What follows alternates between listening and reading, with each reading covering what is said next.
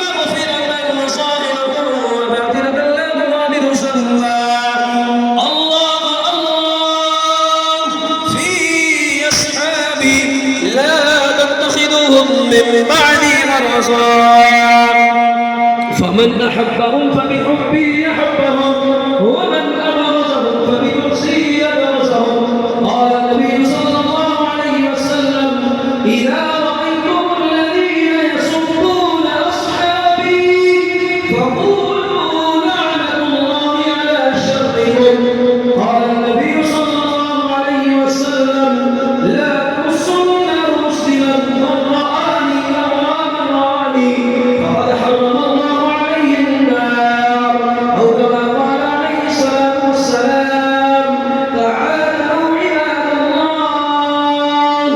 رحمكم الله إن الله يأمر بالعدل والإحسان وإيتاء ذي القربى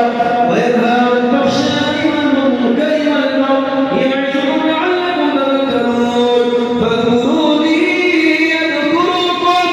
واشكروا لي ولا تكفرون تمام حضرات صفحة درست فرما